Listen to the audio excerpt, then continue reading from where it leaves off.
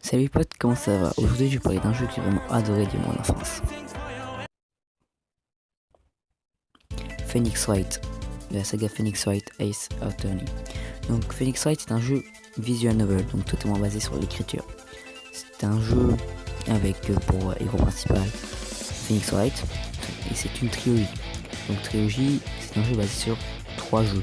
En l'occurrence lui il y en a 4 dans le même univers, enfin 5 maintenant. Donc il y a Phoenix Wright Trial and Tribulation, Phoenix Wright Justice for All et Phoenix Wright oh non, tout me souvient plus vite. Donc après il y a Apollo Justice et en cinquième Phoenix Wright Duel of the Sea. Donc le principe du jeu est très simple. Vous allez devoir jouer Phoenix Wright, enquêter, trouver des preuves et bien sûr avec les phases procès et les quadrilatères. Sinon ça ne serait pas drôle. Donc les personnages de Phoenix Wright ont tous une certaine particularité. Les personnages principaux, par exemple Apollo Justice a le moyen de détecter les types nerveux, des personnes qui sont pendant leur témoignage. Phoenix Wright a le Magatama qui permettra de savoir quand une personne mentira, ce qui est vachement pratique quand tu cherches à trouver des preuves. Et la nouvelle, je me souviens plus, Athena, je sais plus. Elle a son petit robot qui permet de savoir les émotions des personnes quand ils font leur témoignage. Donc ce qui peut être utile aussi dans ce jeu, c'est que tu peux apprendre différents problèmes dans le système juridique nippon. Le plus gros problème, c'est que la défense n'a pas moyen de défendre ses clients tels que l'accusation a moyen de l'accuser. Ils ont accès à très peu de preuves comme comparé à l'accusation, ce qui n'est pas forcément utile. Mais surtout aussi, c'est que l'univers de Phoenix Wright est basé sur la culture nippone et que le jeu a été vraiment refait en fonction de ça passe un peu plus pour les trucs français en Europe. Aussi, ce qui est extrêmement énervant, c'est les différentes fautes d'orthographe dans le jeu. Mais ça, c'est pas de la faute des créateurs Capcom, hein. C'est la faute des traducteurs. Hein. Voilà. Sinon, ce qui est aussi bien dans le jeu, les personnages qui sont toujours sûrs de eux, qui font semblant de savoir en mode ouais non tu vas rien à trouver en moi, sauf que au contraire ils vont toujours faire une erreur dans leur témoignage. Aucun témoignage n'est parfait dans le jeu, sinon tu serais facilement bloqué. Phoenix Wright a un univers très accrochant qui permet de vite y entrer, mais les différentes erreurs de faute d'orthographe, les erreurs d'écriture et tout, vous fait revenir dans la vraie vie. Tu comprends facilement que ce jeu n'est qu'un jeu, voilà, ce qui peut casser dans son envie de jouer. Mais bon, ça c'est que des détails. Surtout ce qui est bien dans le jeu, c'est l'écriture des personnages.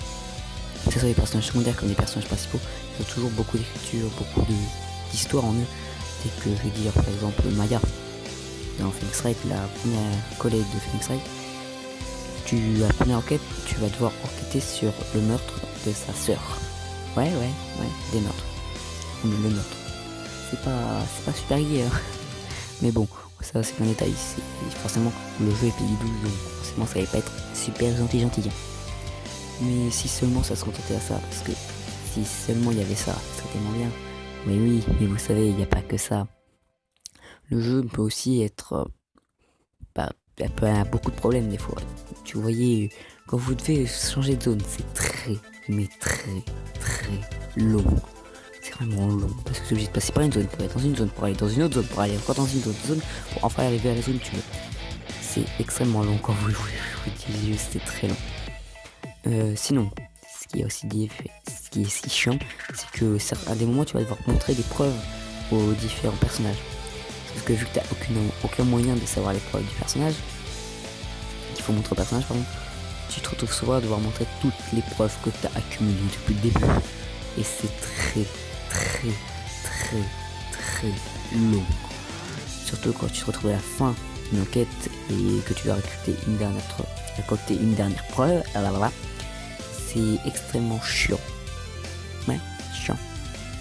Mais bon, après ça reste un extrêmement bon jeu. C'est dommage que Capcom n'ait pas sorti le 5ème jeu en français.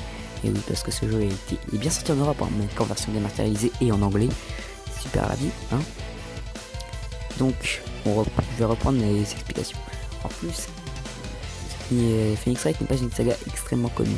Pour mon plus grand malheur, il aurait dû être beaucoup plus. Ce qui peut être aussi un peu pétant dans le jeu, c'est que malgré les fautes d'orthographe et tout, le fait qu'ils veulent rentrer dans un univers français, tu auras du mal à te ressentir en France. Quand tu vois le temple des Magatama, non, le temple de la famille de Maya au Japon, donc du style japonais, en France, t'as du mal à croire en France là.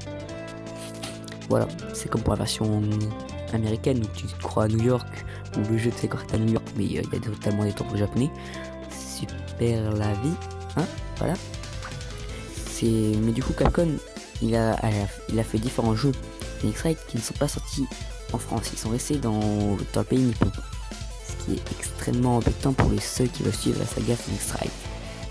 Et donc, sachant qu'il y en a avec Sherlock Holmes, c'est vraiment dommage qu'ils ne sortent pas en Angleterre. Voilà. On espère que le prochain jeu, donc Phoenix Wright 6, sortira en France, en français, et pas en version dématérialisée, en boîte aussi, ça serait cool. Mais bon.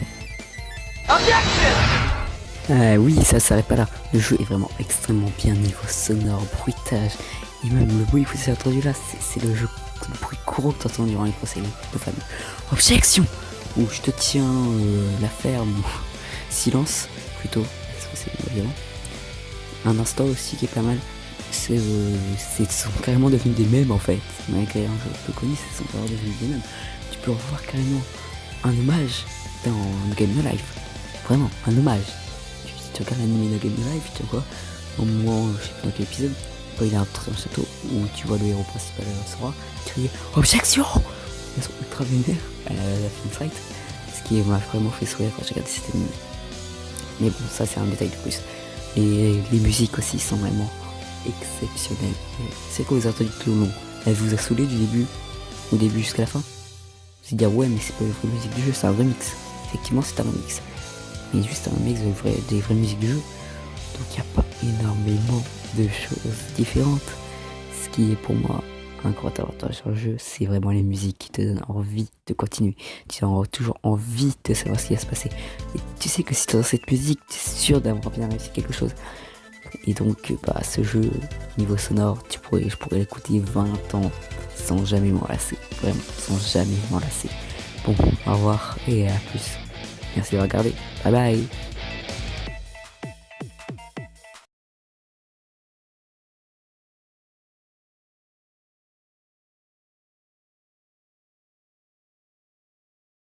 Ah, et merci à Trixie, et surtout j'ai quelque chose à dire, donc restez jusqu'à la fin.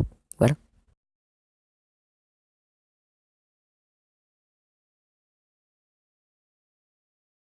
Et si vous avez remarqué que j'étais un peu gêné, c'est la première fois que je me vois dans une vidéo, donc forcément c'est un peu gênant et aussi un peu pas gênant en fait. Et mon micro est pas ouf alors. Ah, et à tous ceux qui vont crier au plagiat Mister Flèche, non, je vais pas faire un système. Lui, il va avoir carrément l'histoire du jeu et ses difficultés et c'est même ses. Bon, c'est pas, je vais pas nier, c'est vrai qu'il m'a inspiré, mais c'est pas du plagiat vu que moi je peux juste parler du jeu, de son histoire et de ses personnages.